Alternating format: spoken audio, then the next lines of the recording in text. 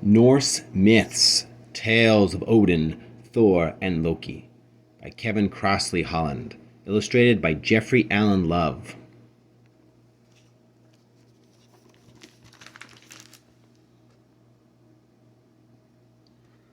Runes.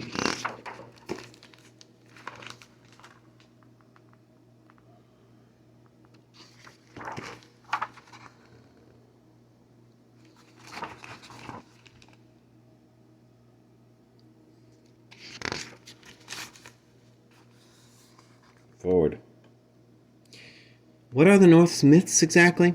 Well, the Vikings believed that human beings inhabited Middle-earth and shared it with greedy dwarfs who lived in gloomy caves and rock crevices, and powerful giants who lived in the mountains away across the sea, an ocean that, like a shimmering bracelet, encircled their whole world.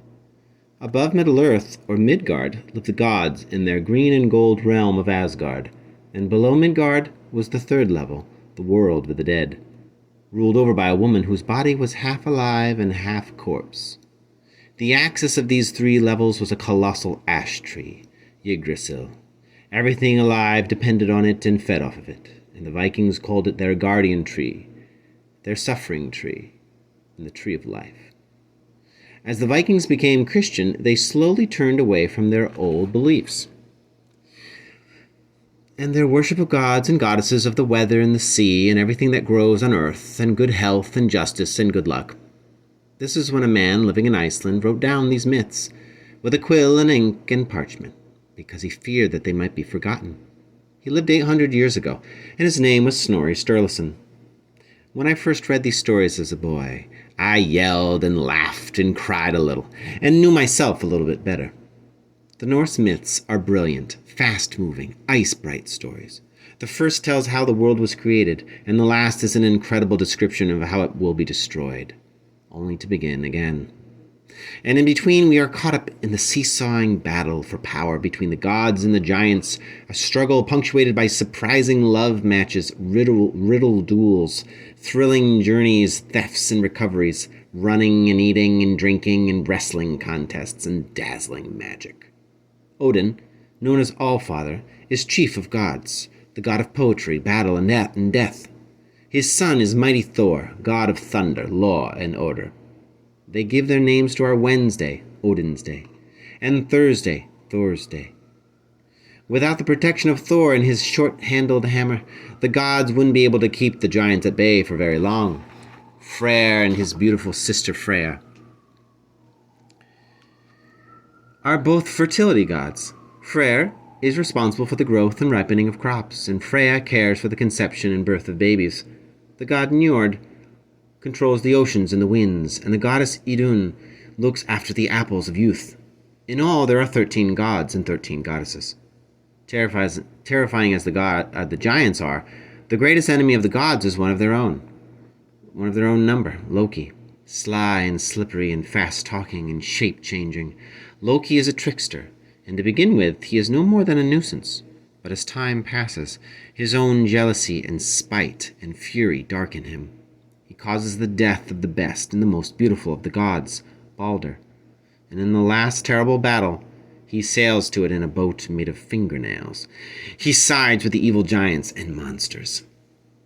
In the myths, the gods and supernatural beings are really exaggerations of the Vikings, who created and worshipped them.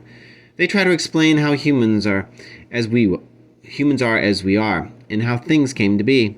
They tell us about ourselves and our world, not as modern scientists would, but through the lens of imaginative storytelling, colored by the beauty and expanse and extremes of the icy, fiery landscape where they are originated. When I think about the Vikings, or talk about the Vikings, my eyes brighten. My heart beats faster, and sometimes my hair stands on end. Energetic and practical and witty and daring and quarrelsome and passionate, always eager to go to the edge and find out more.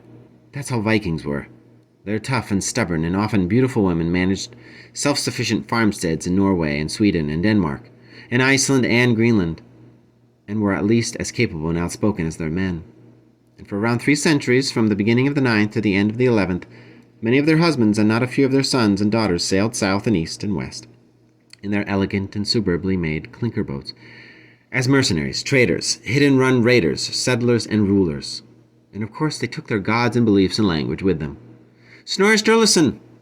If you'd been able to ask him whether or not these stories were true, he might have replied, well, I think it's best to believe nothing and everything in a way.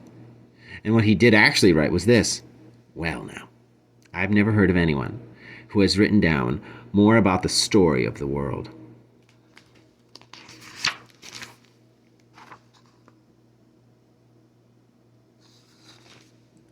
The myths.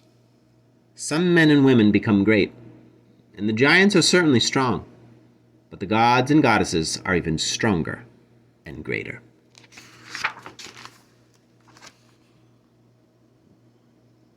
Gods and goddesses. Odin, the ruler of the gods, known as Allfather, the god of battle and poetry.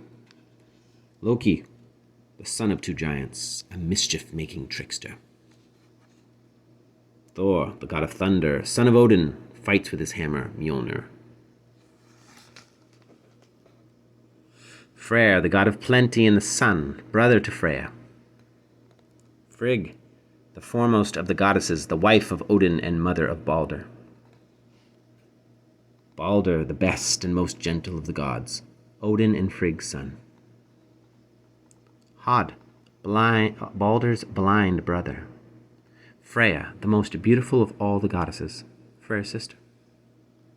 Njord, the god of seafarers and fishermen. Sif, Thor's golden-haired wife. Heimdall, the watchman of the gods. Idun, the keeper of the golden apples of youth. Dwarfs and giants. Fjalar and Galar, brewers of the mead of poetry, brothers. Sun 1 and Sun 2, skilled smiths, sons of Ivaldi. Brock and Eitri, skilled smiths, brothers. Alvis, knowledgeable about the 9 worlds. The Giant King lives in Utgard, a great fortress in Jotunheim. Hrungnir, strongest of all the giants. Geirrod hates the gods. Suttung, keeper of the mead of poetry. Gerd, renowned for her ravishing beauty. Thiazi and Skadi, father and daughter, known for skiing and hunting.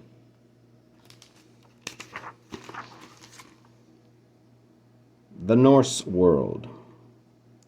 Yggdrasil. The great ash tree Yggdrasil links the 9 worlds of Norse mythology. It has 3 roots, each connected to a different level of the universe. The first root is bedded in Asgard, home of the gods and goddesses.